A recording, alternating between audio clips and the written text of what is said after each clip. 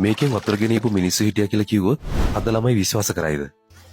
තප්පර 90ක් දෙන්න අන්තිමට මේ පුංචි කොළපත ඔයාලව පුදුම කරයි.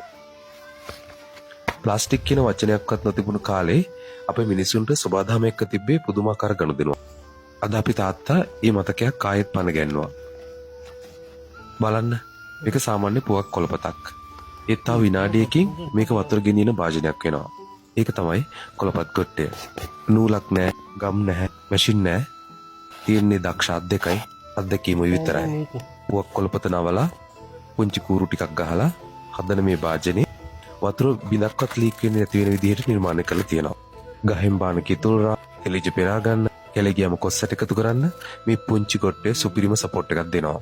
තාත්තා මේක මහන්න දෙහ බලන් ඉද්දී මට එක දෙයක් හිතුණා. අපි අද කෘතිම බුද්ධිය හදනවා, ස්මාර්ට් ෆෝන් හදනවා, රොබෝවරු හදනවා. හැබැයි කුණු නොහැදෙන සබාධමට ආදරය කරන මේ වගේ සරල බුද්ධිය ටික ටික අමතක කරගෙන යනවා. මේක කොළපතක් විතරක් නෙවෙයි. කුණු කන්දක් ඉතුරු නොකර මත්තකයන් විතරක් ඉතුරු කරපු මිනිස්සුන්ගේ නිර්මාණයක්. දැන් ඔයා මට කියන්න, ඔයා මේක මීට කලින් දැකලා පාවිච්චි කරලා තියනවද? නැත්නම් අදද පළවෙනි වතාවට දකින්නේ? කමෙන්ට් එකක් දාගෙන යන්න.